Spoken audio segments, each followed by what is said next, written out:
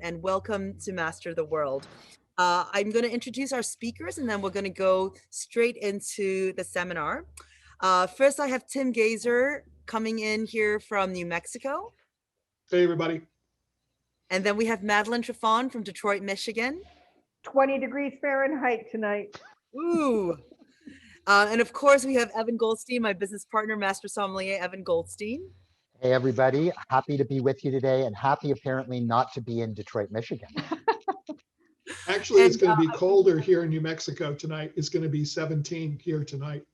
Ouch. Ooh. Yep. I did want to let Quentin know from New York City that you should absolutely open your wines. The rule is to let your wines breathe for about 15 minutes. You'll have a little bit of catch up to do, but absolutely open and swirl. So please do that. Thank you so much. All right, so I'm going to get started here with our presentation and go through a quick couple of housekeeping. This is our 8th webinar. It's amazing because it's our last webinar for the year. Evan, I can't believe it. We've made it to the end. Yeah, it feels in many senses like it's been 30 days and it feels like it's been 30 years at some points too. Absolutely. A lot of process. This is our 10th kit. If you are a subscriber from the very beginning, you know, seriously, thank you so much for having supported us from the very get-go. Our 10th kit, which means there are 2 more to go if you were here from the beginning and it's time to resubscribe. We hope you've had fun with it. Today's kit is 112A. If you don't have the kit, no problem. You'll still learn a lot. So just join us for the ride. All the wines will be talked about from sight to taste. So you'll definitely have a lot to think through. If you are interested in the leaderboard today, please do join in with the code CW72. And this way you can see where you are. And again, if you didn't chill your whites, actually like me and Becky here at the warehouse, we didn't chill our whites either, but it's so cold out. It's pretty much cold. So have fun with it. Sometimes without it being too cold, I think I actually get more out of the wine. So Q&A, don't be afraid to ask. All questions will be answered either live or offline. We actually have a light holiday crew here. So again, thank you for being here, given the holidays and every last minute shopping that you may or may not need to do. And we will have a recording. So for those of you who are watching this recording afterwards, welcome. And virtual hugs and hellos are welcomed, especially at a time like this. I know that today was a crazy day getting up here all the way to the winery for me. And it's really nice to be here with you guys, our wine community. We will have a poll. And so definitely play along. And even without the wine, we want you to guess what you think it is. So without further ado, Evan, I'm going to see if you have any words to add, and then we're going on to our first wine. Yeah. Before we hand it over to Madeline to kick us off, as she always leads so well in all this, not a lot to add. I just want to reiterate to Quentin and to all of you out there and to any of your friends who may want to participate with us moving forward, that it is always a good idea to pre-open the wines ahead of time. We suggest at least 15 minutes. I find that the wines probably hit their apogee probably closer to 40, 45 minutes. But I always tell people, and if you've heard this before, indulge me. If you haven't, I equate them very much to, at least when my kids were little, growing up, you used to be able to go to Toys R Us and buy these little things that looked like, like little Tylenol capsules on steroids.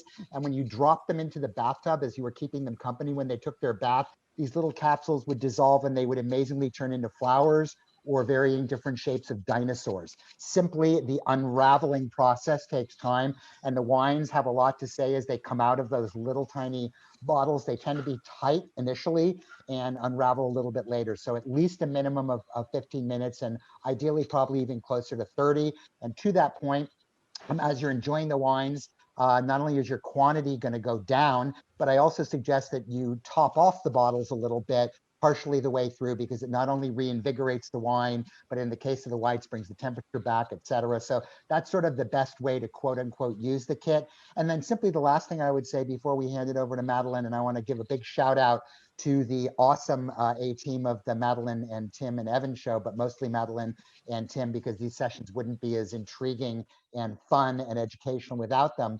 But I would just sort of, as we go through the findings, oftentimes we'll disagree, if you will, not only between ourselves a little bit, but more importantly with the tech sheets that you might download for the wines afterwards. Two things to remember. Number one, kind of like the internet, never 100% believe a tech sheet. Oftentimes they're not accurate vis-a-vis what the wine is.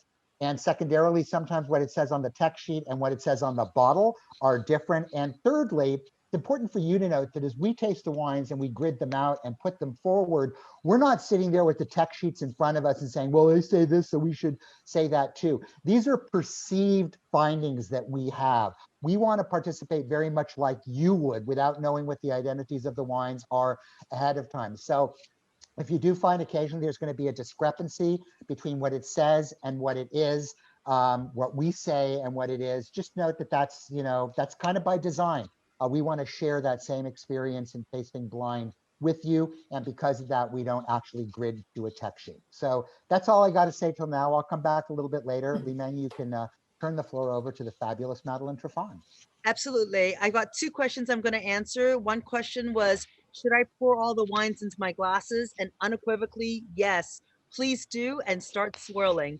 And then the second question is whether or not, thanks Faye for asking the question, will the recording be for the whole entire webinar?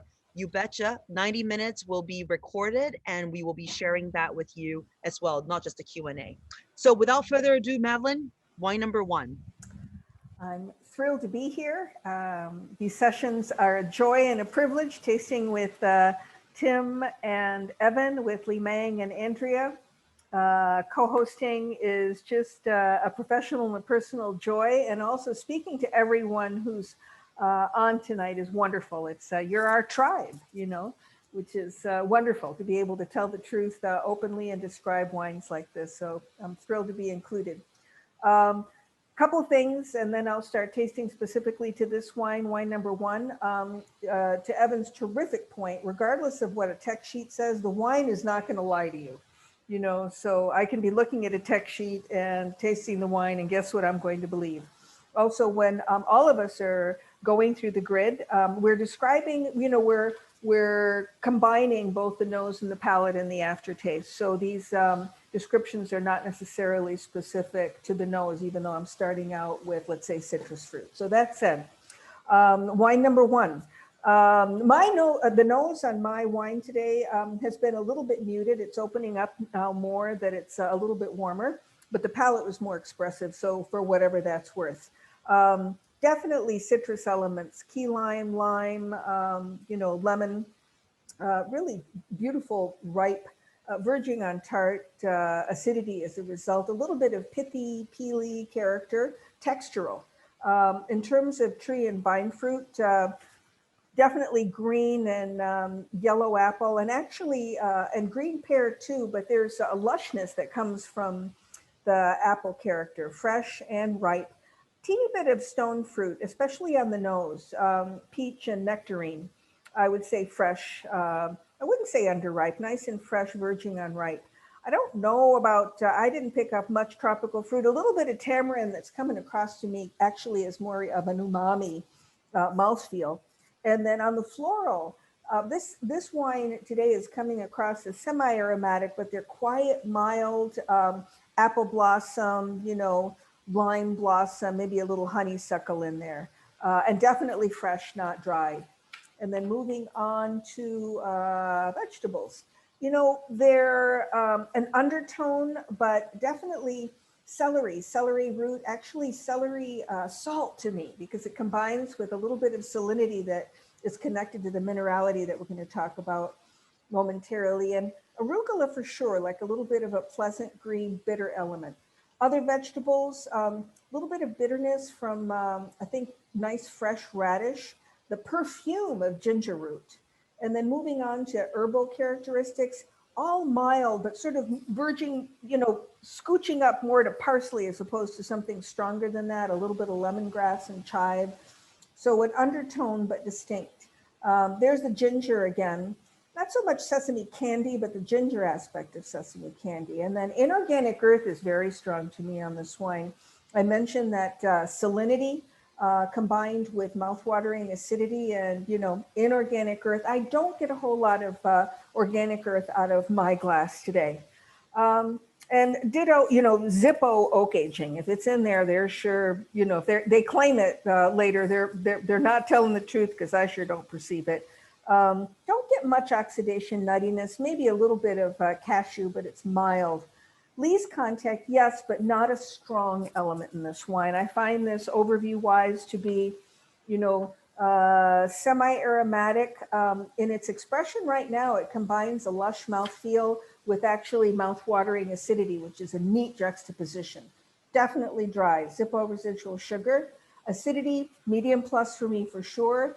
Alcohol, medium. It's balanced. I wouldn't say medium minus, because medium minus to me would be verging on a little deficient, like where's the beef? Phenols, low, but there is a textural element to this wine. Texture, and again, and I spoke to this, there's a lean tart aspect, but the fruit, especially the apple pear fruit, plumps it out a little bit.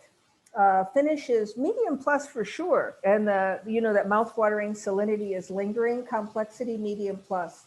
I think that's all I'm going to say about it, Li Meng. Do we have a panel where we're going to discuss possibilities? I'm going to put the poll out for people to think about. You see in front of you 4 choices of grape varieties. You can see Sauvignon Blanc, Pinot Blanc, Bruna Veltliner, and then other. If you choose other, definitely let us know what you think other is. Some of you may already know what it is, and that's fine. But when you were tasting it, what did you think it was? Honestly, right. And this is an interesting time to be able to ask these experts here, why it wasn't what you thought it was. So this is why we do this poll. On the regions, obviously very much related to grape variety. What do you think? Is it more New World or Old World? Start there. And between Old and New World, we've given you 2 choices, France and Austria, and then Napa Valley and Washington in the New World. So while let's give them a moment to think. Madeline, I do want to just throw out a question from Tony Harris. Sure. This is not a great wine to understand this particular point on stained tears, but tears are something that we talk about in wine, and we can hold that thought when we go into red wines.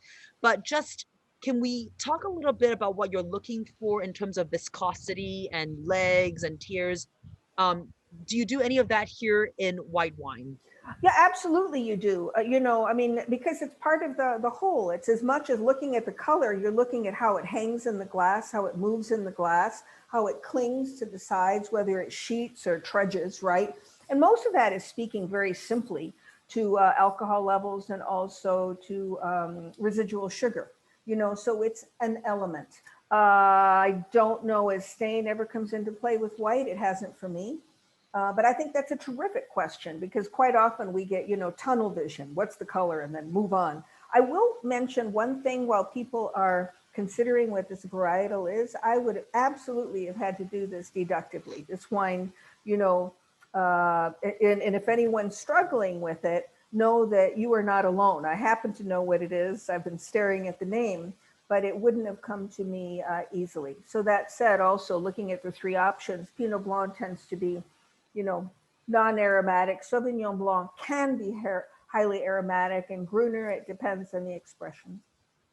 Yep, absolutely. Tim, I want you to think about that stained tears question and hold it for when you touch your first red wine. Red.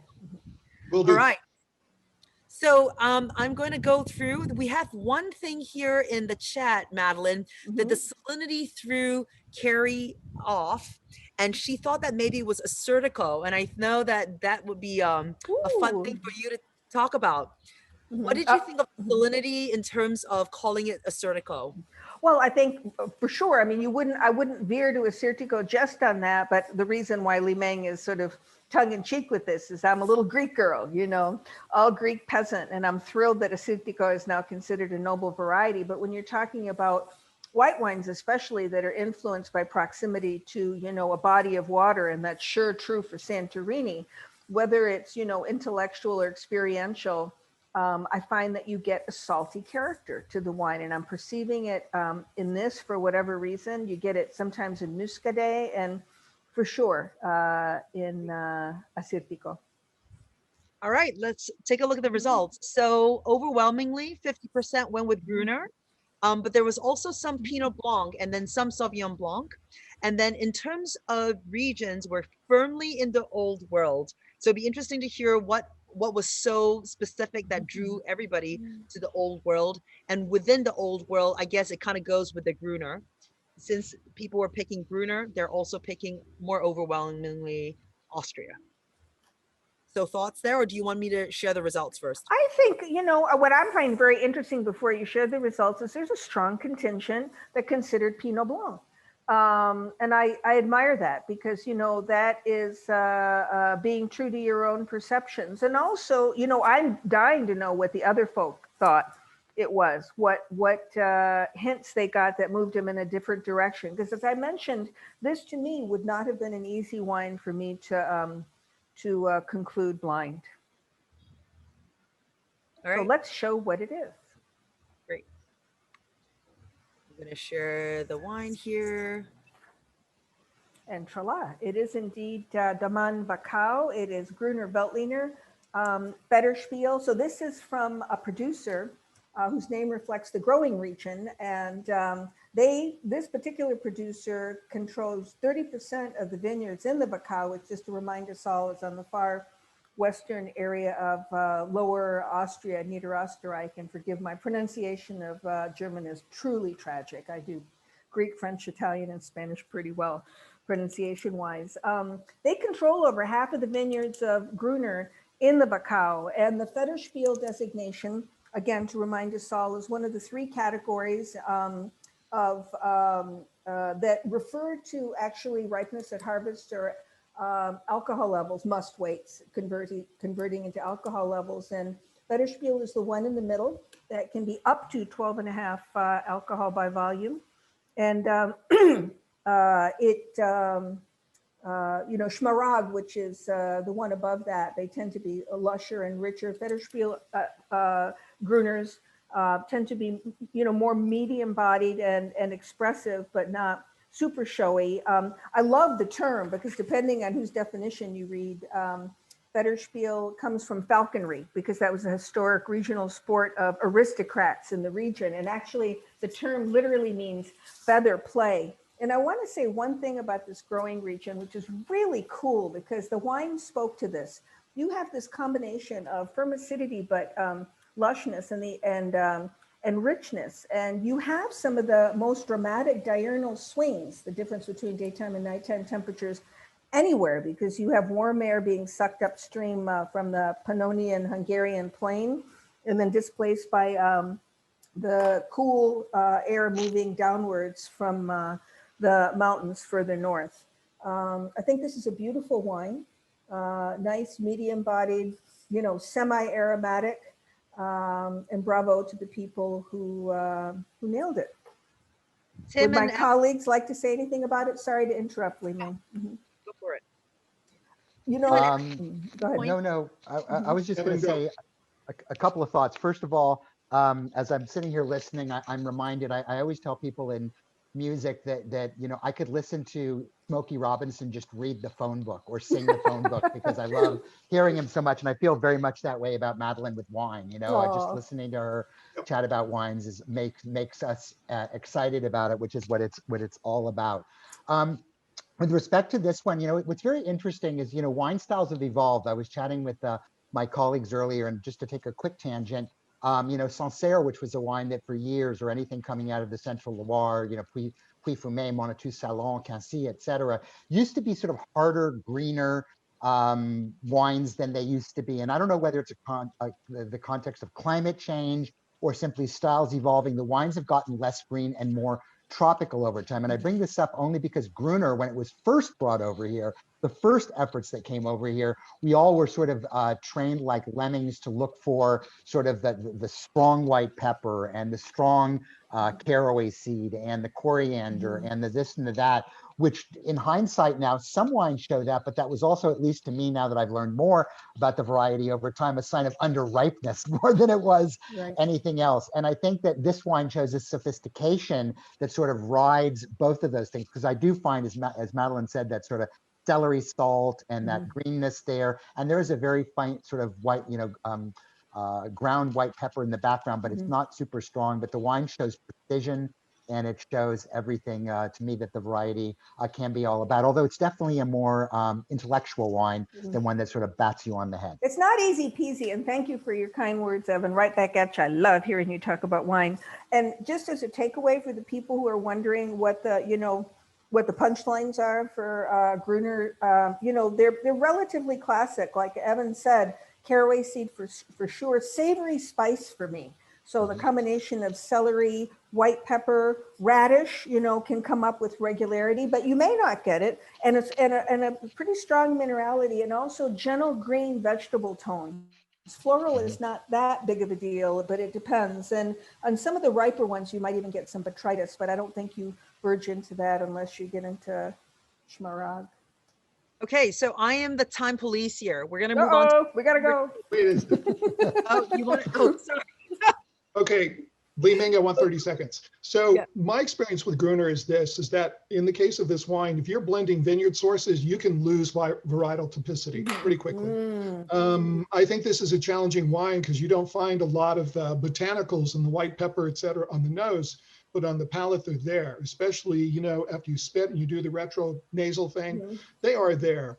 And if you have to compare it to the two other possibilities in the conclusion, the green pyrazinic quality in Sauvignon Blanc compared to this is pretty loud and pretty shocking. And then Pinot Blanc is, it's a very neutral grape, unless it's from a place like Alsace. I mean, Alto Adige. So, okay, that's it. That's my 30 Beautifully seconds. spent 30 seconds. I love it. Wine number 2. I love this nose. Let's go. All right, this one's mine, I think. Just one quick comment before we hop into the wine. Two things. Number one, although everyone made a beeline, for those of you who picked Gruner Veltliner into Austria, please realize that a lot of grapes these days are becoming increasingly international, and there's some delightful Gruner Veltliners being made here in Northern California, in the North coastal regions, and even a couple in places as far out as Lodi. So don't always automatically go there. The second thing is, and I'm saying this in response to an email I actually received a couple of weeks ago when somebody said, "Hey, Evan, how come you put other down there as a choice and you never have other as your actual wine?" One day, I'm going to make the first 3 choices not, and then the other is going to be the wine that actually is. So just wanted to put that in the head of whoever asked that question. Moving on to the second wine. This wine is sort of a counterbalance to the first wine, in the sense that, all of the not to say that we don't spend a lot of time on site, but everything that it says on site there pretty much screams to this wine. But this wine is such a different expression than the first wine is. It has citrus notes to it, but as you can see there from looking across, be it Meyer lemon, be it tangerines, etc., there's definitely a riper element to that. So it's not that sort of, again, hard citrus. It's very much like the first one was. As you continue to go through, I've got something popping up on my screen here, so I can't see the rest of my notes. No worries. You do get a lot of the tree fruit, and to me, this is probably the strongest fruit expression on this wine. Is it's really all about the apples and the pears, and particularly in this case, to me, screaming of pears, ripe, fresh, almost occasionally like that candied sort of character that you get, or a confit type of character, but still very ripe and pristine, very mono in expression. With a little bit of purity of some tropical fruit characters, but again, not those that are flamboyant, ones that are a little bit cleaner and riper, such as the melons and stuff like that. Everything here speaks to freshness and brightness and ripeness. Same comments with the floral, very much echoing the nature of the fruit and the sweeter citrus elements of the nose. As we move on to other things here, you get a little freshness is something you could arguably put in that sort of big basket of what you would call salad greens. And then there are some, again, sort of sweeter vegetal things, whether you call it corn. And when I say corn here, we're not talking niblets by Jolly Green Giant coming in a can, but rather the freshness of corn, that if you have the luxury of being in a place where you could go out and field pick it, like we can out in Brentwood here, say in Northern California, and you get that fresh corn literally right off the thing, and it has that sort of sweet freshness to it. That's what we're talking about here, and more white than yellow, I would add. A little bit of mushroom kind of in that buttonish sort of thing, and sweeter sorts of vegetables. Interesting spices, again, chamomile, a little bit of saffron, picking up on that less savory nature of things. and then some interesting kind of spice things here. Here, that sort of sesame candy halava note, I think comes into play more. And a little bit of mineral rock, a little bit of truffle mushroom, but it's not really an earth-driven wine. A touch of oxidation, giving you that kind of marzipan, and again, in that sort of halava mode of things type thing, or frangipan. A little bit of peanut shell, which suggests a bit of lees contact on this wine, and just a touch of sulfur. Maybe it's blown off for me. I remember it when we tasted it originally, not so much to there. Wine is clearly dry on the palate. Acid is appropriate, medium, not too bracing, but certainly not flabby. Alcohols are appropriate, although it seems more medium plus today than it would for medium. Phenols on it are a little bit lower. I would suggest some skin contact, which is both reflective in a lightly, very soft tannic bitterness to it, but also a darker color. An oxidation of phenols over time is going to give you a richness in color, and a nice medium plus to long finish, and a very solid expression of what it is, but singing very much with a soloist sort of voice. Evan, there was a question earlier, and Tim also answered it on the chat, but I thought you could expand on it a little bit more. Given that this has a bit of phenolic element, can you explain where the phenols come from for white wine, and what do you specifically think that it tastes like? Yeah. Tim said that it was like almond skin. Mm-hmm. Yeah, phenols in white wines are going to come from one of two places. Frankly, they're going to come from one of two places in almost all wines.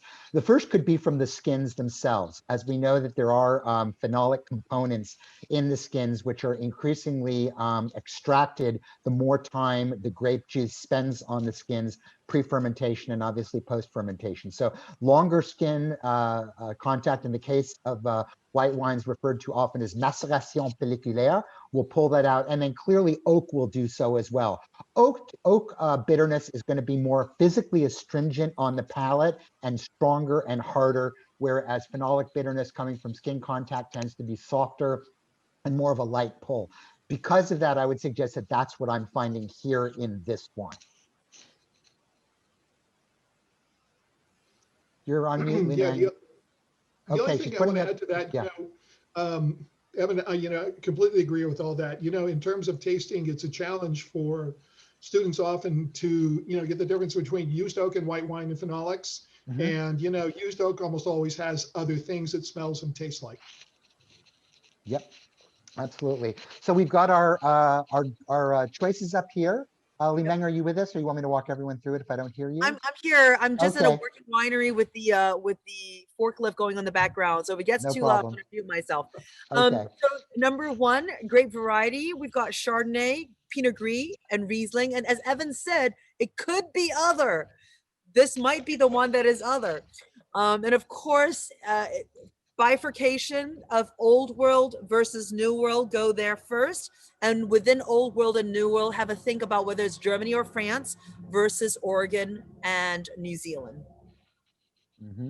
Mm-hmm. We'll just give everyone another minute to think about. And if you did pick other, although no one's really picking other, tell us what you think it is. That means next tasting, I have to put an other in there, regardless of what I do. Got to make people realize that you can vote for a reason on things like that. No, this is a really, I think, great example of what it is. So when we get into the reveal, we can definitely roll up our proverbial sleeves on it. I'm going to share the results Ooh. right now. You kind of split, Evan. You've got some work here because we have Pinot Gris and Riesling neck and neck. We have an other, so whoever did pick other, love to hear what you thought it was. And you are amongst friends here. I know that it's not anonymous in the chat. You can make yourself anonymous in the Q&A, but I hope you don't mind us calling out your names because it actually is enjoyable for us to see who all is attending. And then in terms of region, Evan, again, kind of split, a four-way tie. I don't think we've ever quite seen that.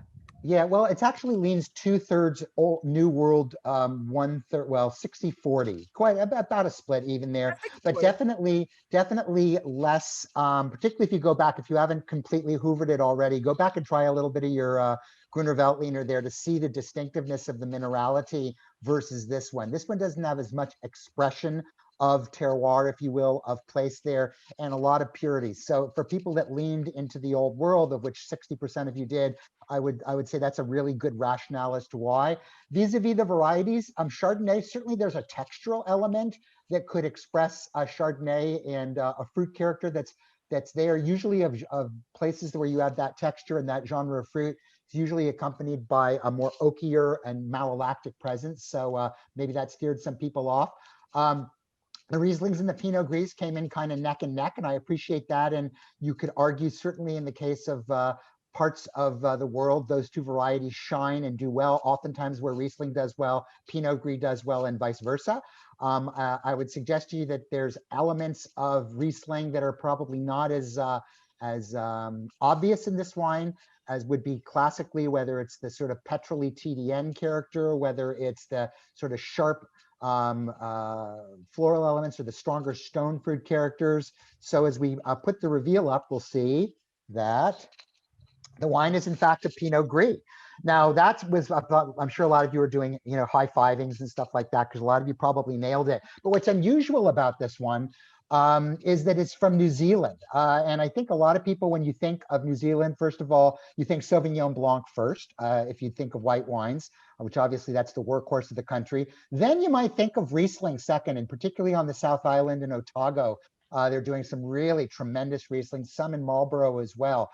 But this one comes from an area called North Canterbury, which is located on the northern part of the South Island as well, an area that's becoming increasingly well known to the point where Canterbury has been split. It used to be just Canterbury, now you have North Canterbury, But I think this is such a wonderful expression of Pinot Gris.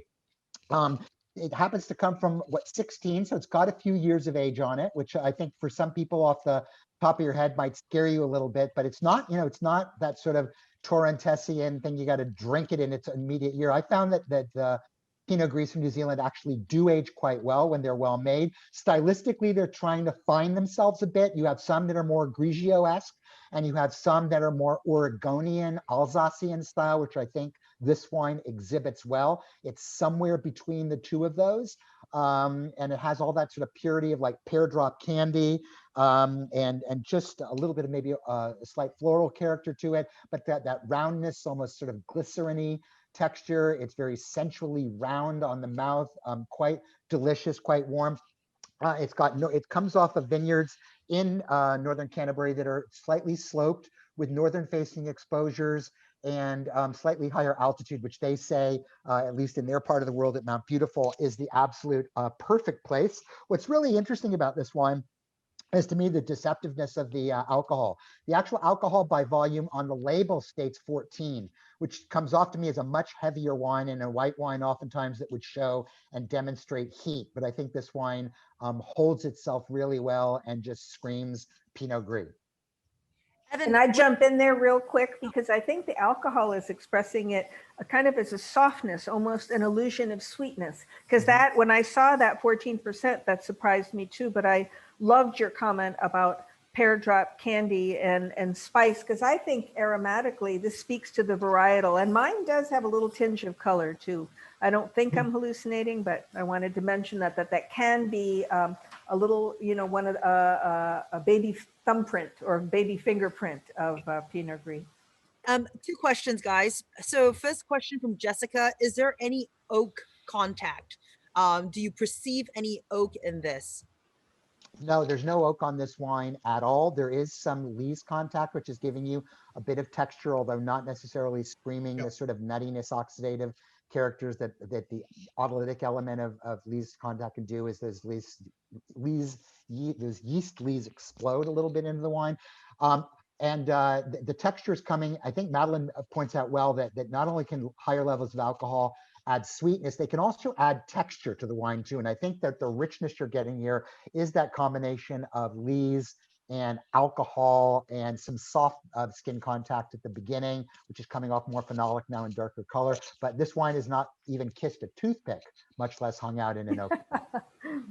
So it hasn't kissed a toothpick. So Evan, if I paraphrase you, if you're getting all of these textural elements, but you're not getting the sort of oak flavors of vanilla and other things that you would point to oak, then you're thinking that it's more lees contact, the yeast at the bottom, than Yeah, if it was oak and it was older oak, it would probably have stronger oxidative notes to it. Simply because even when oak is old, although it doesn't give you flavor coming from the oak itself, wood is porous, so therefore you will pick up much stronger, nuttier elements than I think what you're getting in this wine. Great. My second question is this, and any of you can answer it. Folks are saying that they missed the mark on this one. And Pinot Grigio is a grape that people are very familiar with. And yet, Pinot Gris, how would you distinguish between Pinot Gris and Pinot Grigio? And, you know, what makes this wine difficult, do you think, for somebody who's learning about wine? Well, I'll take it quickly, and then I'm going to facilitate it to my partners here, and maybe to Tim, because we'll hit off the next wine. Pinot Grigios tend to come from far cooler climates and higher acids, lower alcohols, brighter, greener, sharper by definition. Oftentimes, people who are emulating the Pinot Grigio style tend to have, and I don't say, please don't take this the wrong way, everybody out there in our community, but they tend to be more neutral in flavor. A good friend of mine who actually comes from the region once said that Pinot Grigio is Italian for no flavor. I wouldn't go that far, but nevertheless, they tend to be a bit more neutral. When you come from warmer climates and richer, more sun-filled areas, you pick up more of the Pinot Gris being a variant of Pinot Noir, so you pick up more character, more flavor, a little bit more depth of color. They tend to be almost pinkish, oftentimes when they're picked in warmer climates, like you would find in Alsace and places like that, behind that rain shadow, and not have as much of the sharpness. So the thing to remember about Pinot Gris is that you have literally three styles. One, Pinot Grigio-esque. Two, what I call the Oregonian or tweener style. And three, the Alsace richer, denser, fuller style. Great. Evan, Tony asked, how long did it take you to evaluate this wine? Oh, all wines, when we evaluate them, we go through flights. We'll taste a bunch of Pinot Gris side by side. Our panel will select those that we believe are most telltale, archetypal of the variety, and then we grid them out.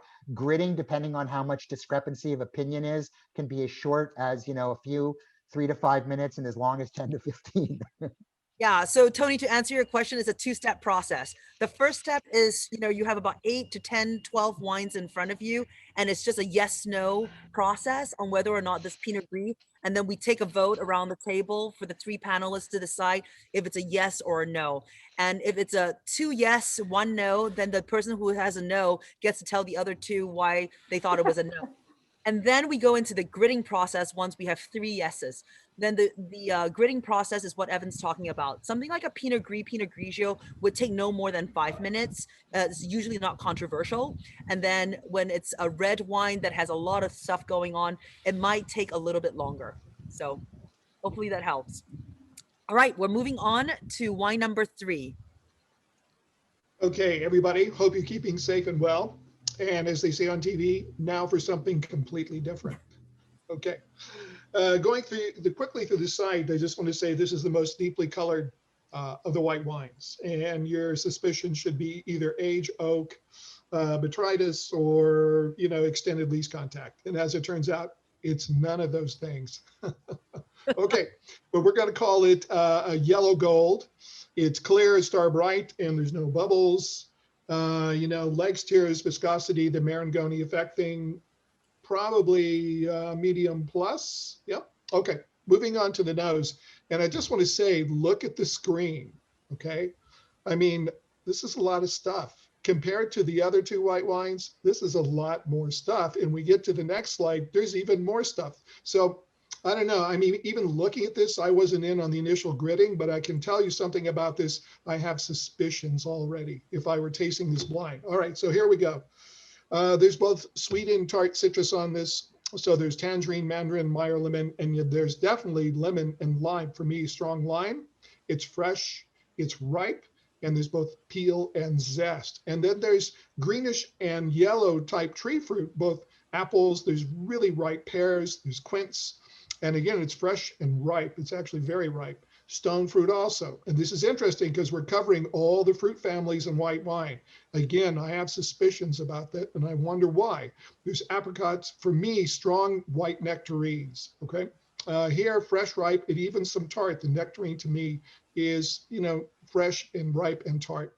some tropical fruit too. In other words, we've covered all the base. From there, the wine's fairly floral. And I'm thinking that it's somewhere between semi-aromatic and fully aromatic. So there's a lot of different flowers on here. And for me, it's, yeah, definitely the citrus blossoms, but there's also some jasmine and probably something white and very floral like freesia. Okay, next slide, please. Yep. All right, and we'll give it a I'm fresh. going there. I'm getting there. There you go. Thank you, Lenine.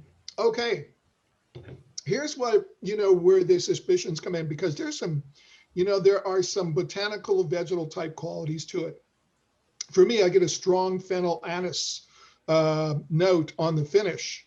Also some ginger, white mushrooms definitely, but there are some herbal, verbena I really like, also tea leaf and bergamot. And not only that, there's lavender. For me, not so much on the nose, but the palate, there's lavender. So there's a very Mediterranean type note to the wine. Other spices, yes. I like the honey call, especially. There's both organic and inorganic earth. There's some turned earth, mushrooms, definitely. And there is a stony minerality to it. Okay, no animals, that's good. No oak aging, it says yes. I don't know. For me, if there's oak aging here, it is used and it says blended. And I said, okay. So this grid is pointing to a little oxidative marzipan quality. For me, there's a real toastiness from lees contact. Okay. And yes, skin contact, definitely. And the skin contact, who was it? I think it was Tony that asked earlier. So Tony, here's a great example of skin contact, because you taste this, and if you keep a little in your mouth and swallow it, that bitterness on the very end, the finish, is skin contact and phenolic bitterness. Okay, on to the structure. It's definitely dry. Acid is medium plus. Alcohol is medium plus. Phenols, I would go even a little bit higher than low. Texture is round and smooth, but there's a little grittiness on the finish. And the finish is easily medium plus and complexly medium plus. Okay. So, and if I could add, Tim, as a novice, learning from the three of you, for those of you who are joining us for the first time, absolutely feel free to go back to wine 1 and 2. Sometimes going back to those two wines helps you understand the degrees of differences. As Tim's talking about the phenolic elements being stronger in this wine, go back to wine 1 where the phenolic element wasn't very strong to see the difference between the two. All right. Okay. This is a very curious wine indeed. Okay. I just want to, I just want everybody, as we've gone through this grid, look at all this stuff.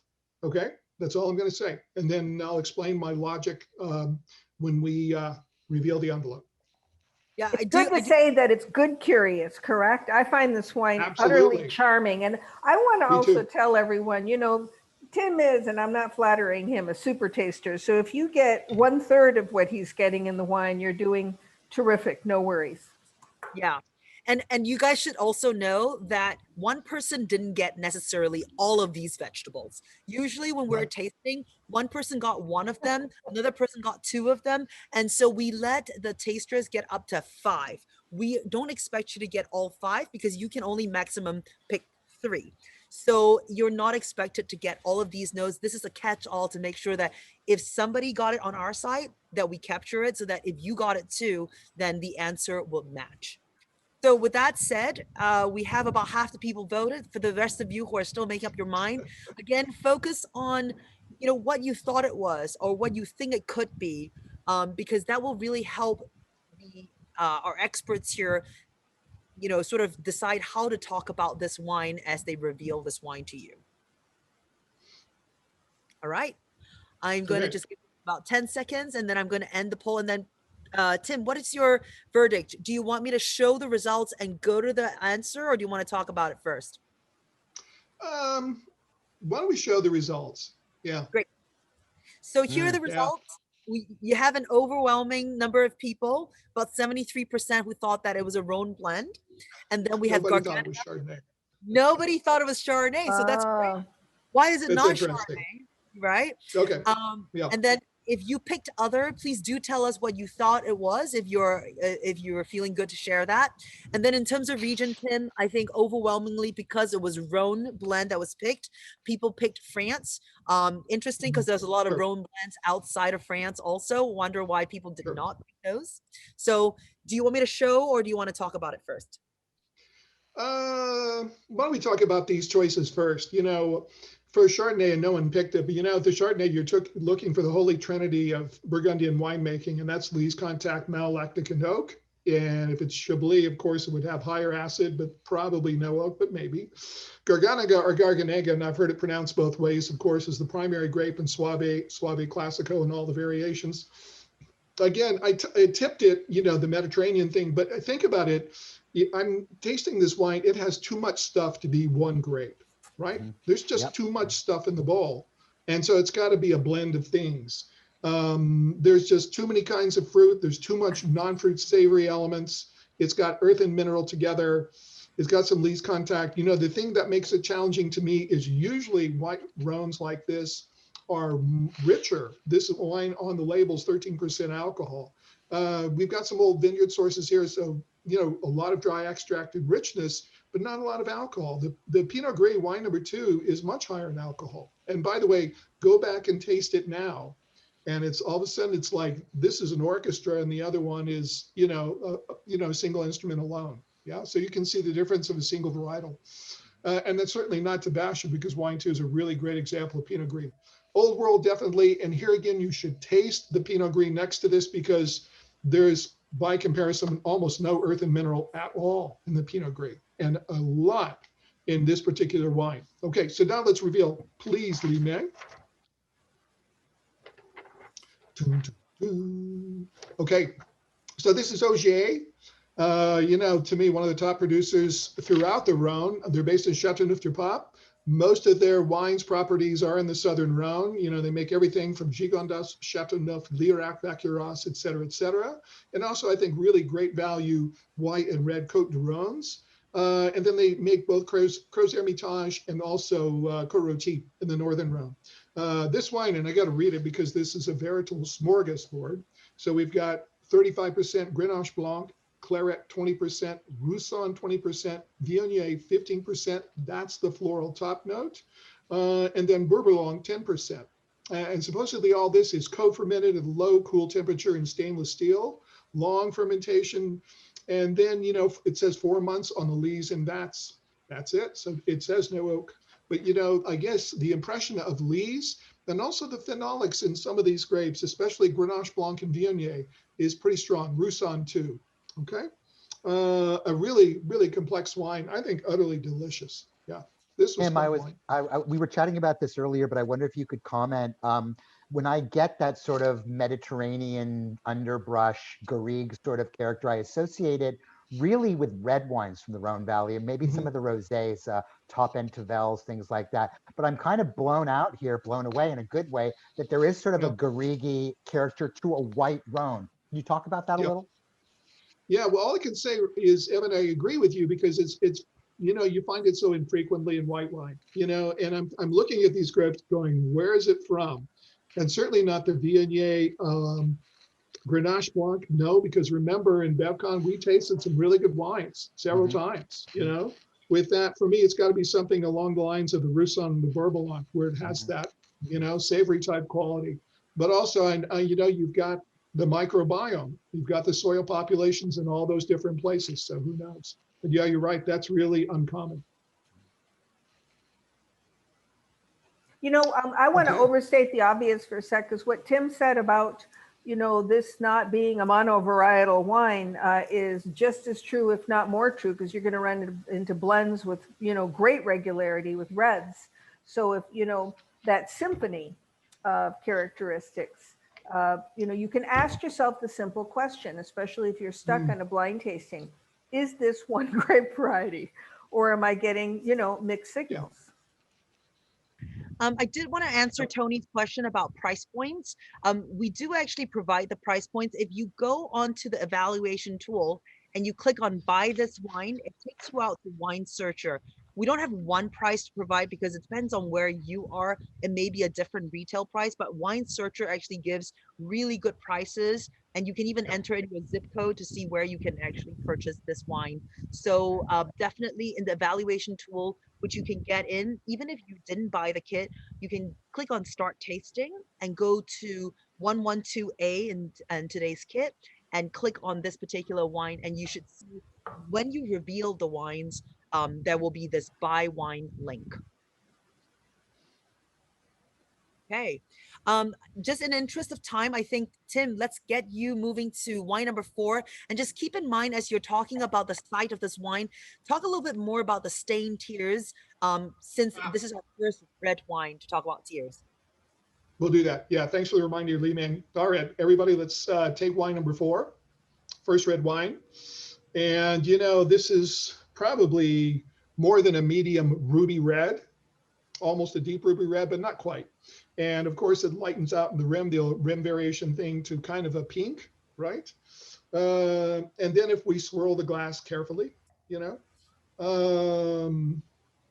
yeah, there's almost no staining of the tears. So staining of the tears, what's that from? Okay, so that is really, again, that geek term dry extract. So you've got particles, particulate matter, grape solids, skin, pulp, et cetera, you know, that are in the wine if you don't overly fine and filter it. So you're going to have that. Also, if it's a really good vineyard source and the yields are low, you know, the juice to skin ratio is less, meaning more stuff in the wine. Again, if you don't fine and filter it out.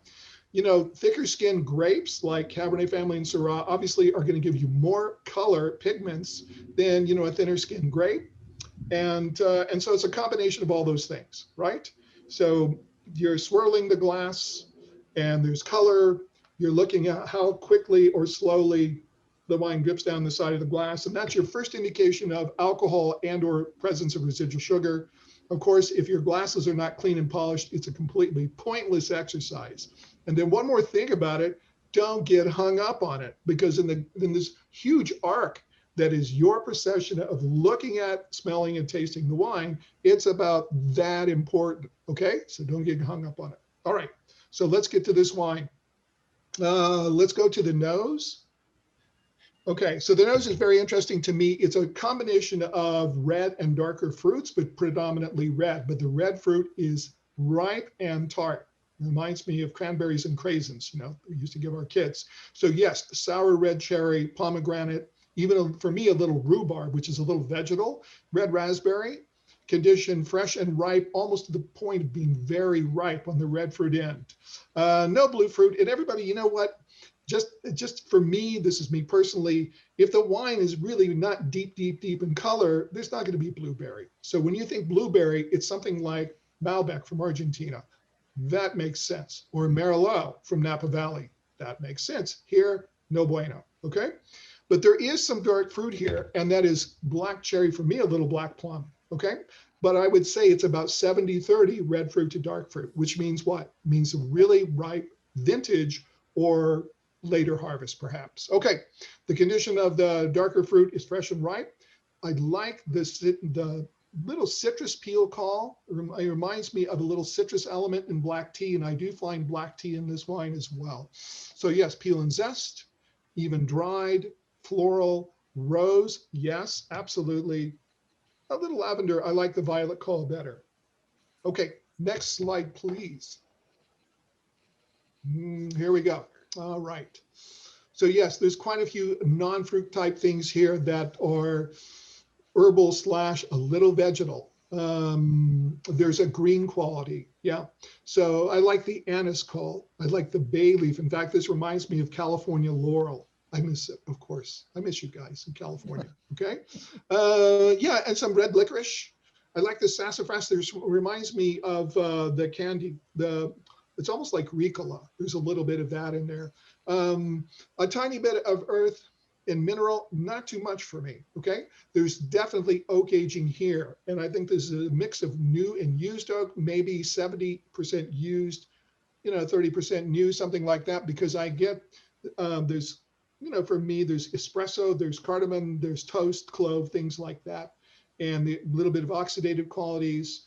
Perceived winemaking choices for me, there's some stems. There's a green stemmy quality on the palate. And if there's stems, that means there's at least partial whole cluster. Okay. Structure. To this side, the wine is dry. The acid is medium plus. Your salivary glands are working. The alcohol, yeah, it's medium plus. And for me, maybe a little higher. I get a little warmth right in here. The tannin medium plus, but soft. And again, the texture, I agree. It's smooth and round, medium plus finish, and medium plus complexity. Okay, so we got a lot of fruit. We've got some green type elements. We've got, you know, for me, elevated alcohol, and we've got a red wine with really refined tannins. Great. Okay. So here we go. Here's the poll. Going to all red varieties here: Gamay, Dolcetto, Pinot Noir, and of course other. And within Old World, France and Italy, and within New World, Australia and California. Lots of really good choices. I'd be curious to know, if you've done your poll, how difficult or how easy this wine was for you. So if you For can me, tell us, you know, it'd be good for us to calibrate sort of where people are at. yeah. What I do think is interesting and just worth mentioning to everybody here, and hopefully you're doing it over the course and continuum of wines, this wine to me has changed so much since the bottle opened and I first poured it to where it is right now. It's really sort of come into its skin, no pun intended, more than where it was. It was really hard and angular. And it's smooth and rounded out much more, as Tim pointed out earlier, and the expression of fruit has become much more dramatic. Great. I love also this comment that it's easy for the varietal, but difficult, hard for the region. So that's an interesting comment. Tim's not buying it. Let's see where people ended up then. Yep.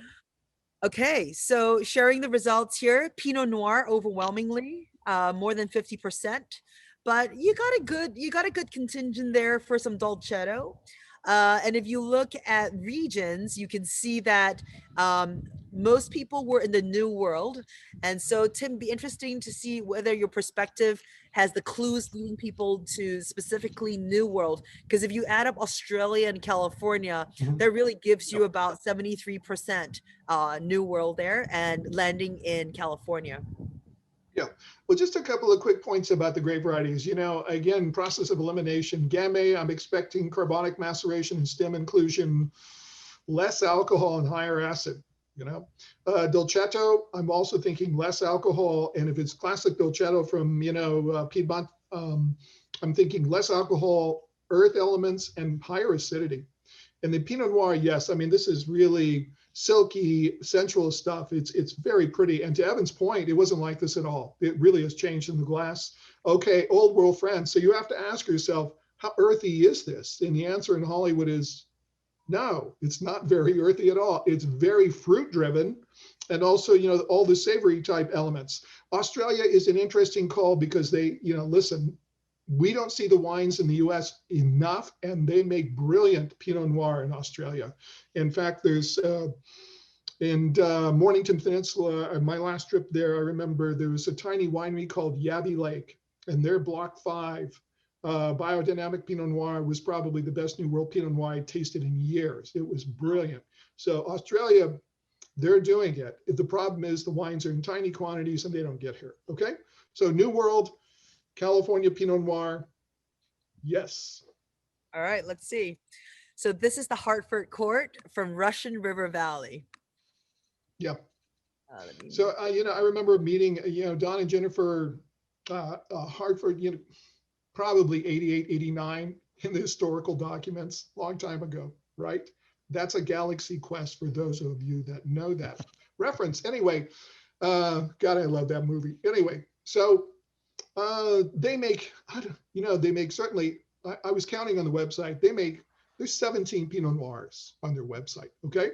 And in terms of quantity, it's anywhere from under 100 cases to like 800 or 900 cases. They make 3 Old Vine Zinfandels, they make 2 or 3 Chardonnays, but that's their focus, is small batch, you know, really single vineyard, excellent Pinot Noir. And this is the Russian River, which is a blend of different vineyards.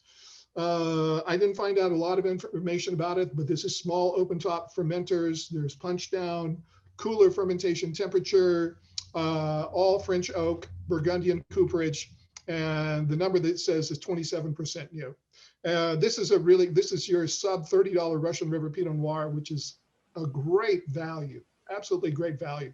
We also have to point to the vintage and say maybe a little bit warmer here because the alcohol on the label is 14.5, and that's warm for Russian River Pinot Noir. Yeah. My esteemed colleagues, your thoughts? I think this is a really, this is not a scientific comment, but stylistically, and I said this earlier when we were tasting it, it's a chunky Pinot Noir. It's got muscle, it's got shoulders. You know, this is not a sleek, elegant Pinot. This is not dogging it. It's simply its style. It offers mouth-filling flavors, you know,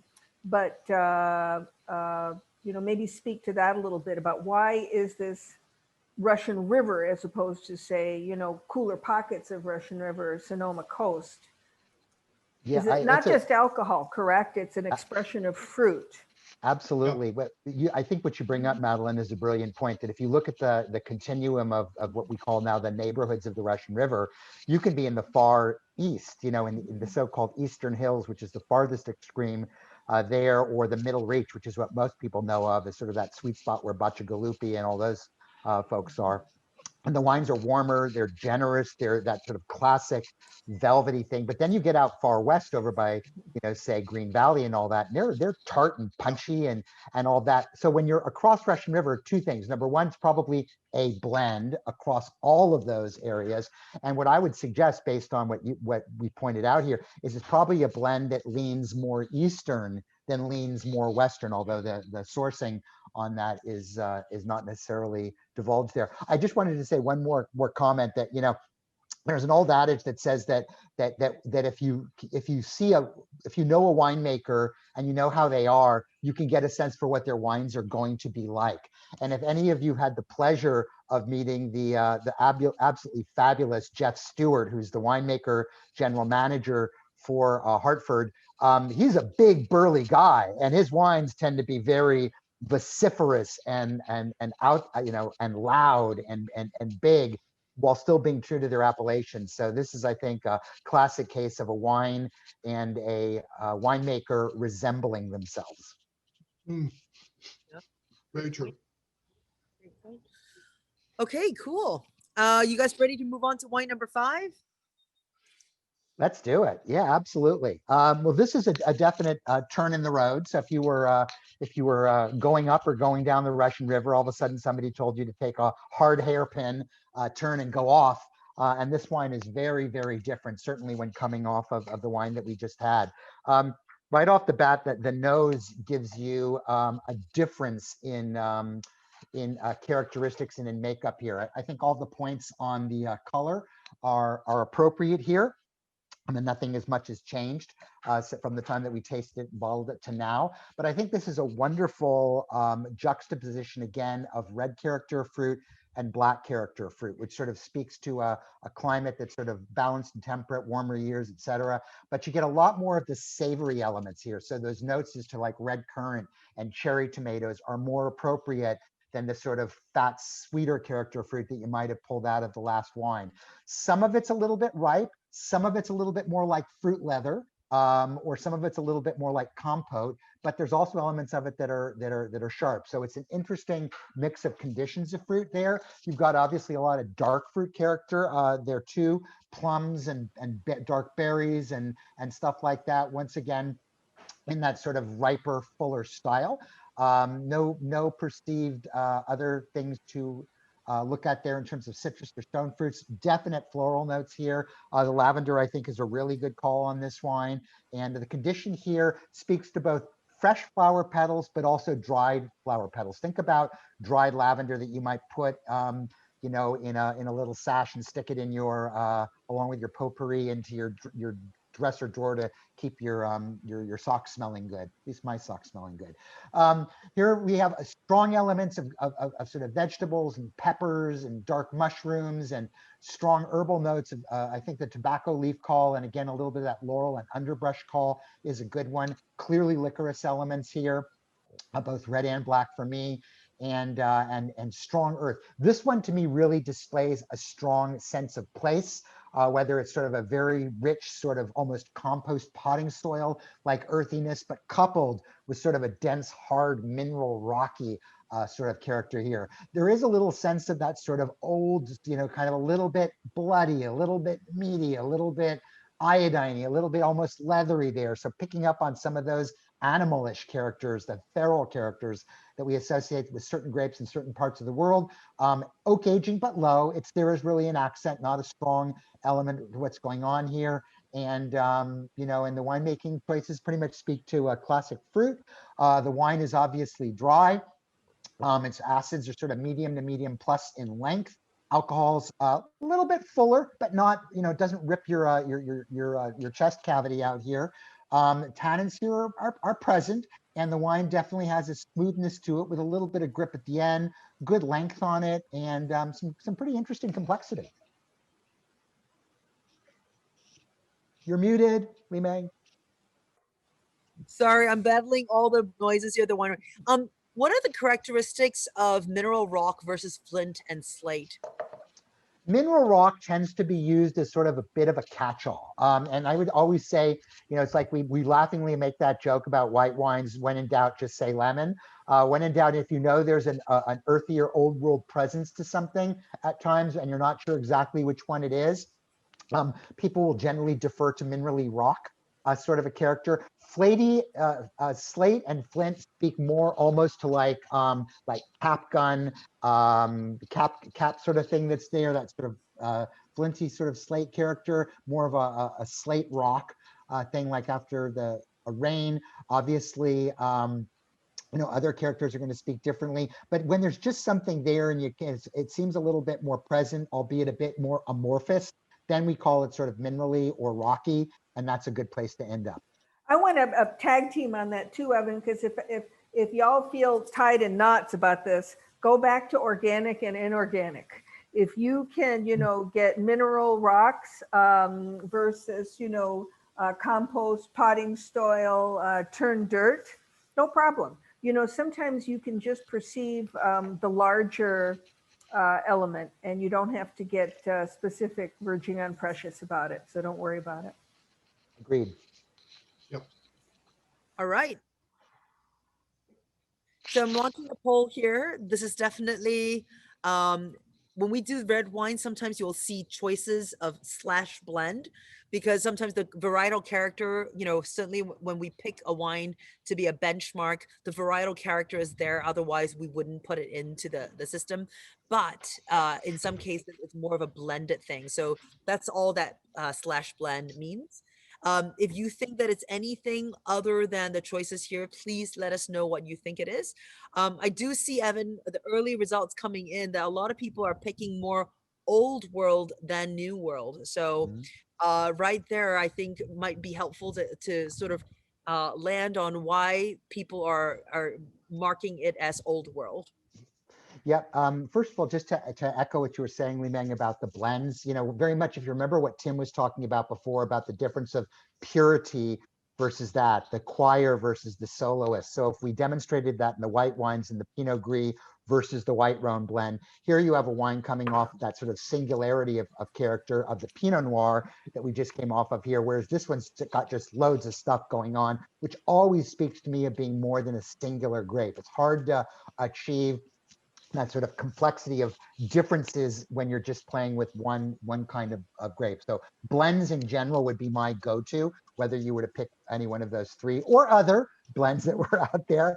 And as far as the old world goes, I think the things that strike me as being more old worldian about this wine, if that's where you ended up, would be that sort of expression of place, that expression of earth and dirt, of minerality, and then just that sort of leanness. It lacks the plushness and the fat. The tannins tend to be a bit grittier by nature and not so much as phenolically ripened as they would be before. Although I think that's an interesting call. If you go into some of the cooler climate areas of Argentina, and I'm thinking like, up in the north in Salta, where you get high diurnal exchange, or the higher altitudes of Uco Valley, where the wines are very acid and tannin driven, that's not actually a bad call for a region.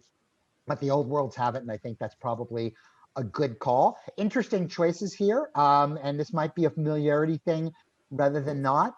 Tempranillos tend to be sort of very, probably the most classic example would be Rioja, and that's sort of lighter and brighter and redder and all that stuff here. A little too much dark fruit here, both in terms of color and in terms of that for Rioja. Possibly Ribera del Duero or something more central. Interesting. Sangiovese, this is an interesting call as well too, but you have to think about where your Sangioveses are from. This we're sort of in central Tuscany and more of that sort of Chianti, Rosso di Montalcino, or even Morlino di Scansano or something. Probably not quite enough extract there for me, and again with that darker fruit. So we'll see where we end up. Great. So here we are. So this is a fun one. I threw this in here. You know, one of the things I always ask myself when we're constructing these kits is we have to be about education. You know, this is not a pure study tool to try and figure out what you're going to be tested on in your next exam. We believe in education as well too. So throwing in, you know, pure New Zealand Pinot Gris, or this wine, which is a Monsant from Spain. Monsant is an area that sits almost like a crescent moon, and you'll notice that that's sort of the kind of Clos de Nîmes means sort of vineyard of the night, reference to the moon shape, and the moon shape of Monsant literally envelops, like Pac-Man does, the little precious fruit, which we would call Priorat, in the middle, and sits there. Although the grapes generally tend to be the same, it doesn't have that sort of higher altitude, older vine, black slaty character that the soils of Priorat have. So it's kind of like, I don't want to say this in a bad way, but it's kind of like poor man's Priorat. Generally, the values tend to be far better in Monsant than they do here. This wine is a classic blend of the area. The grape that sort of drives the area here would be Grenache, and many of the Monsant wines are exclusively Grenache. I'd call this wine a little bit more of a kitchen sink, if you will, in that you've got Grenache at about 40%, Carignan at about 25%, another grape associated down in this area, and a little bit of Merlot to add some fatness in the middle palate, some Tempranillo, so you can find some justification there if you did pick up a little bit, and a bit of Cabernet Sauvignon. It's got wonderful fruit and floral characters to it. It's a particular producer that makes wines of place, but he's based in different regions. So they make this sort of crianza by definition being lesser oak than say a reserva or something like that. But they also make wines in different regions too. I love it because of its sort of lovely rusticity. I love it because of its Spanish expression and its very old worldy in character. One of the things I bemoan about so many Spanish wines today, and I'll let my colleagues talk about this more, is that they tend to be so modern in style with so much new, expensive oak on them and pushed ripeness levels that so many of the wines in Spain taste like they could be made in Napa Valley or Barossa Valley. This wine to me shows old school, traditional flavor profiles of the area. And like I said, very classically Monsant in a more affordable package. Anybody in the world? To your point, Evan, you know, what's so cool about the wines from Monsant and also, you know, from the heart of the area, Priorat, is they have density. And, you know, they offer a rich, dark expression that I think is a terrific alternative, frankly, to Cabernet Sauvignon for those of you that are dealing with, you know, clients and customers out there. But I wanted to speak, if you don't mind, to the whole issue of complexity. Because a monovarietal, and this is a little bit of a pivot, can develop complexity with bottle age as opposed to the natural complexity that a blend will have in its youth. So I say that apropos of nothing specific, but I think the wines from this area, Monsant and Priorat, are some of the most interesting wines on the planet, and also the blends are not consistent. You know, some of them, to your point, are dominantly Garnacha and Carignana, and others have, you know, decent chunks of Cabernet or Syrah or Merlot in them. So bravo for picking this. Yeah, and Tim, just to show people that there's value left in this part of the world too. The prices of Priorat these days have gotten just so crazy. Yeah. Tim, I just want to throw it out there. It says, I don't think you Mhm. tasted this wine with us in panel with COVID. In your mind, is there a concept of a fair wine when it comes to blind tasting? Well, sure. I mean, there are classics that, are so well established, that we know, like Bordeaux, Burgundy, Cru Beaujolais, et cetera, et cetera, et cetera, and, that's kind of a short question with a really long answer. So I have to be an Inigo Montoya and sum up. So yes, we have classic examples that people know. Certainly, I think of, there was a mention of Assyrtiko. That's to me a wine that in the last 10 or 15 years has moved from, not so well known to main stage, and where I think is a classic wine. And so it's, I think over time, a place is established. You have a number of producers who are making wine consistently, and the wine reaches a critical mass point, and then it's known. And then it's considered as classic. And who knows how long that takes and what's involved, et cetera. This particular wine, I think, would be a stretch on a tasting exam.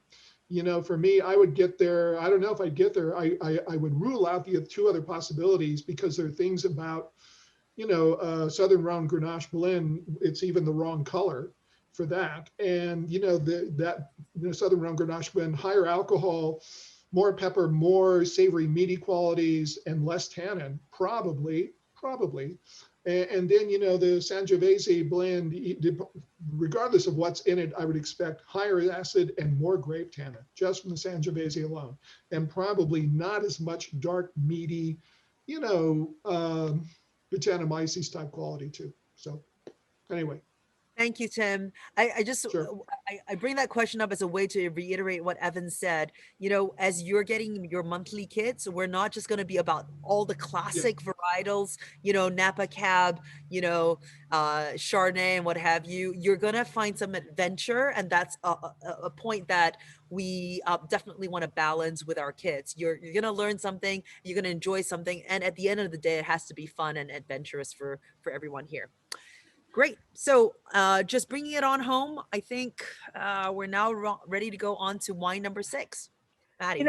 And kudos to you guys for doing that. I think it's brilliant that you're doing wines like this that, are not classic in that they're not definitive and probably wouldn't find their way into most blind tasting exams, but they figure big time on the world stage. So I look forward to you putting more of those in there. And actually, to that point, nobody, people who are tasting along with us and thinking, my God, I'm never going to be able to get something like this blind. Well, we'd have a hell of a hard time too. So no worries. If Tim can't nail it, don't you worry. Take a breath. So here we are with wine number 6. And you know what? Here's the stain. You keep asking Tim about stain. And Tim taught me this, actually. You don't have to swirl. A lot of times we beat the wine up by swirling the hell out of it. Just turn it in the glass, and it is painting the glass. You're not even, there it is. And you don't even have to swirl it to release the aromatics, but just visually, it's telling you that this is probably a smaller, thick-skinned grape variety, though don't, screech ahead trying to come to some sort of conclusion. And, the color, it is absolutely, if ruby can be opaque, here it is. It's like black red until the very rim, where it lightens up to, something with purple tones to it. So it's telegraphing density and youth. On the nose, this wine has really changed in my glass over the period of, verging on 2 hours now. But right now, I do get actually a hit of alcohol straight off the bat, which is not a negative thing. There it is. And it comes across both as alcohol and sort of a cool minty character. And what struck me about an hour ago is this combination of red, black, and blue fruit all up front, all ripe. Though I would actually disagree at my tasting of this right now that I don't get jammy and baked. I just get perfectly very ripe on all the expression of red, blue, and black. The black fruit to me lurks in the background, but it is the strong base of this wine. And for me, it's coming across as black currant and blackberry. But, blueberry, and I'm real primal in my fruit descriptions. I always think of blueberry, putting my nose in blueberry jam, and there it is. Though, as I said, this is coming across more ripe than jammy. But there's definitely red currant, red plum in here too. Really neat fruit expression. I really, don't get citrus or stone fruit either. There is a floral element, but it's mild and quiet, more lavender and violet. This, you know, aromatically, this is a very straightforward wine. It's got a strong presence. And on the palate too. You know, going to, are we on to the next page? Yep. Not much in the way of greens to me, but maybe a little bit of both black and green olive, cola nut. There's the mint, you know, a little bit of tobacco leaf, skipping on down to spices, black licorice for sure, cocoa powder too, which usually speaks more oak to me. I always call it the Starbucks flavor and smell. And then going on to organic and inorganic earth. I think this has a little bit, I think it's got a little bit of organic earth in terms of, you know, dustiness, but boy, it does have a strong minerality to it and rockiness to it. Again, verging on salty, unless I've got salt on the brain today. No animal Brettanomyces that I can perceive, and I'm sensitive to it. Oak aging, very interesting oak treatment. It's in there, but to me, it's utterly integrated, which I'm fascinated by. It's not pulling my attention, either aromatically or on the palate as well. I don't get, hi, there's the French oak, hi, there's the American oak. I just get, you know, undertones of integrated oak. And you know, the description of it, I would say, is probably more dark chocolate than anything else. Not, and maybe a little toast, not obvious. A little bit of walnutty oxidation. And I think that's it. Very straightforward, concentrated, dry red with dominantly black fruit, but other fruits as well. You know, we're going to talk about the structure here. Acidity, it's still mouthwatering. It's medium plus. It's in no way acid deficient. Alcohol, it pulls my attention a bit. I would say medium plus. High is, you know, would be commanding.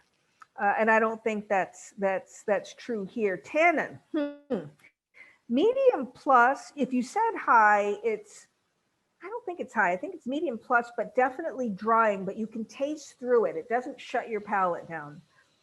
Texture, you know, there's a roundness and a smoothness from the fruit element, but definitely it's cinched by that drying tannin. Finish, medium plus too long. I mean, the thing that occurs to me is this baby is young and it will, you know, its life will extend. Complexity, medium plus, but I'm looking forward to more. I really, I like this wine. Straightforward, dark fruit, drying tannins, and the oak is not sitting on it. So let's go to our options, Li Meng. Absolutely. So we have Cabernet Sauvignon blend, or a blend of it, Syrah and Malbec, and of course, room for other. And then in Old World, we have France and Spain, and in New World, we have California and Washington. And I think, Madeline, as people are filling out the poll, you just epitomize exactly what we deal with in moderating the panel discussion. Madeline and Tim have been, since COVID, not coming to California to taste with Evan and I. Very sadly, yes. Very sadly. And so we actually have a different group of master sommeliers who are based here in San Francisco. Vince, Rebecca Feynman, Catherine, who've been tasting with us. And it's interesting. So 5 master sommeliers have been tasting these wines, and it's difficult to really land exactly. And also people's palates are different on any given day. So I think, just to reiterate, you might not see exactly all of these things, and it's okay, because there are a bunch of these experts and things change over time as well. And to your point, Li Meng, I mean, because Tim and I didn't have anything to do with this grid, it's neat to check my tasting notes against them, because, you know, I have one responsibility, which is to be honest to the wine and to, you know, be honest in expressing it. And I lost the polling data. Did it go away? Not yet. It's okay. Because I wanted to speak to that briefly, if I could. Yeah. You know, oh, there we go. Here we go. People have weighed in. This is very interesting to me. That is neck and neck between Cabernet and Syrah. I would have thought that it was neck and neck between Cabernet and Malbec, with Syrah, you know, being in third place. So utterly fascinating. And I want to hear from the, you know, from folks why at some point in time. For me, Malbec, by the way, for whatever it's worth, and I'm not saying one way or another, It has a strong florality. It has, smooth tannins, and it definitely has a presence of blue fruit, which this wine does for sure. Cabernet tends to have a little bit more of, dominantly black fruit and slightly harder tannins. And Syrah will have, the little fingerprints of a combination of, black and white pepper meatiness, the Jimmy Dean character, one of my friends says, sausagey. It's Michelle DeHaze who always says it's got the Jimmy Dean thing. Good. For whatever that's worth. But all of them can look like this, though I would say with regularity, Syrah could be a little bit lighter, especially if it were a blend. And then Madeline, in terms of region, what points you to New World versus Old World? Depending on what grape variety we land on, because this wine has a very strong inorganic earth component to me. So it would make me strongly consider the Old World for sure, because sometimes, especially Cabernet blends, don't have it at all. So that said, it's really the expression of earth, either, be it more forest floor-like or more rocky characteristics. I don't often get it in an expression of Argentine Malbec, though it's certainly there. I mean, where it's grown has an inorganic earth expression, but to me, Malbec speaks more to how that grape variety incarnates at high altitudes in Argentina. So let's reveal it. This is the Obsidian Ridge 2017. You want to talk a little bit more about this wine? I do, because I tasted this wine about 6 months ago for the first time, thanks to somebody on my team, which is one of the reasons I like to hang out with people who are, different age than I am, and they get to introduce me to new and exciting things. This is from Lake County, actually, specifically the Red Hills, which is within Clear Lake district of Lake County. And we're talking about an area that has a very strong expression of New World terroir. It is red volcanic soils shot with black obsidian, which is glass-like, and mineral crystal that is the result of rapid cooling.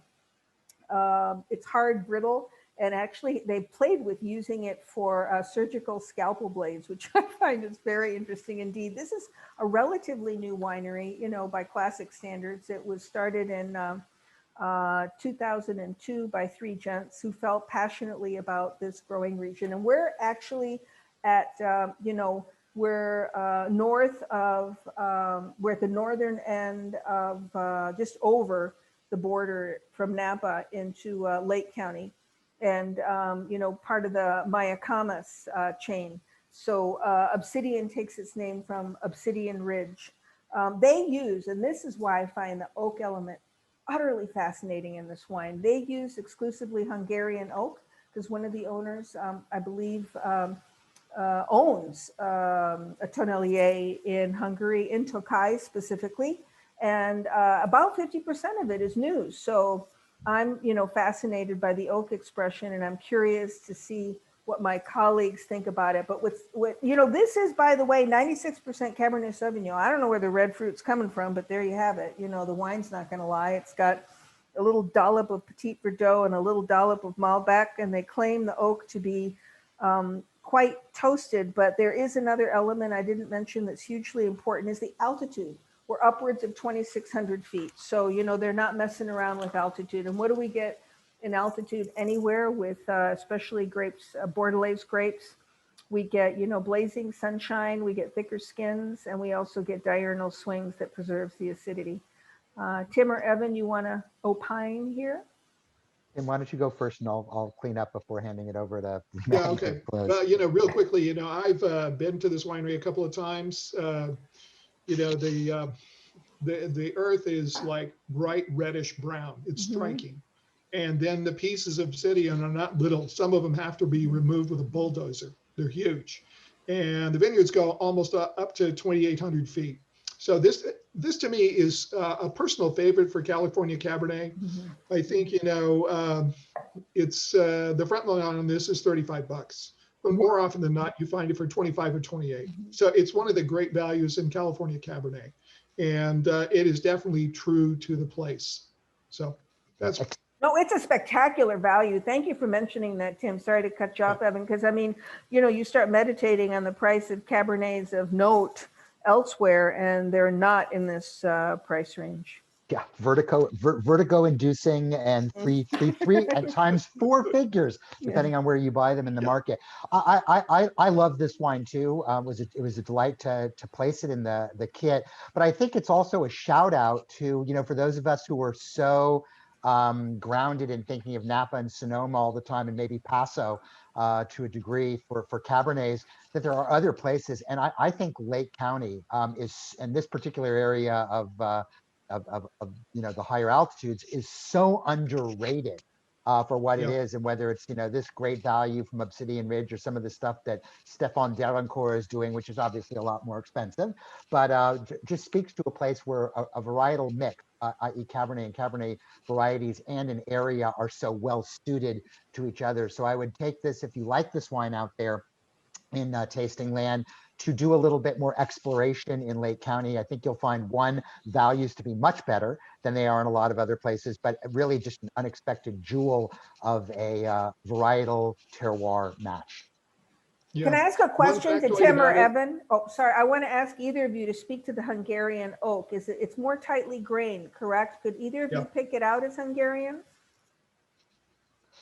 I personally didn't. I didn't. But you know, the funny thing about Hungarian oak, Slavic oaks in general, or Eastern, for lack of better, Central Eastern European oaks, is people forget that long before there was French oak, and New French oak at that, and before the Iron Curtain went down, for those of you who are older to remember the Iron Curtain, Slavic oak was the oak of choice, and the French oak was used much more so when they couldn't get the Slavic oak anymore. So there is something to be said about the nuance and the grain of it, depending obviously on who the cooper is. But I think we're starting to finally see more Slavic, Central European oaks come back again. And this wine is a great example as to why. Yeah, I was going to say a little known factoid about Lake County. Do you know who the largest private landholder is of vineyards? Take a guess. Andy Beckstoffer. Really? Yeah. Yeah, he has over 1,000 acres of Cabernet planted in. Yeah. And the man knows Cabernet. Yes, he does. Well, guys, we've run out of time. I just want to end our webinar with a thank you again to our panelists, Tim, Madeline, and Evan. You know, happy holidays. This is certainly a new kind of holiday for us. But, you know, it's also a good time for us to be thankful. Evan and I started this journey with Master the World about 5 years ago now, Evan. And it's incredible that 2020 in so many ways has been a crazy year, but it's been a year of growth for us. And so I want to say thank you to everyone here for sharing the love, helping us grow, and that gratitude really needs to be given. I do have a couple of parting words on things here. We have gifting options. If you're still looking for last minute subscriptions, 2-day air is still available and complimentary gift wrap. And also, if you're doing your own personal tasting group, you can tell us in the notes section, ship me and my buddies the same kit, and we will just tell us, you know, the Smiths or the Strohs, like tell us who you are and that you want the same kit, and we will make sure that you have this for your personal tasting group. With the holidays, it's been really cool seeing some people saying, I'm hosting my own tasting, sort of Evan and Madeline and Tim style. Love it. Last thing is to say that we have 3 webinars coming to you. We're clearly seeing that people enjoy being able to talk about wine together and being able to hear from these experts. So the first and the next one of the year will be January 13th. Our next kit will be up for a webinar in 20 on January 13th. And then on January 19th, it's going to be our very first portfolio tasting. The winery that we're at, that we're able to produce Master of the World at, is Faux Piano. So to give props, they are the first winery that we're doing this with, and we're going to be joined. Evan and Nova, who's the winemaker here, is going to take through 6 wines 5 wines are reds, 1 is a white, and the big question is, can you find the Petite Syrah in that lineup? Because that is their, I know Tim, it's your favorite. That is, that is their signature here. And then last but not least, Evan Goldstein, who has written many an amazing textbook about food and wine pairing, is going to do the wine and food pairing seminar. I can tell you that I've heard this seminar probably, I don't know, Evan, 50 times in my lifetime here. And I still enjoy and learn something every single time. So you don't want to miss that. I don't have a date for you yet, but we will definitely put that in our next communication. So I know that we have one question on vintage that we did not answer. I will definitely make sure that we answer it in the Q&A that gets sent out. So again, thank you everyone for being here. Happy holidays. Guys, final words on holiday wishes? Happy Happy holidays to holidays. everybody. Yeah, Happy absolutely. holidays. Stay Stay safe. Stay cheerful. You know, connect with as many people as you can. Drink Absolutely. some good champagne. Absolutely. Well, thanks everyone. Have a wonderful holiday. Take See care. you in 2021. Yay. Yeah. Take care.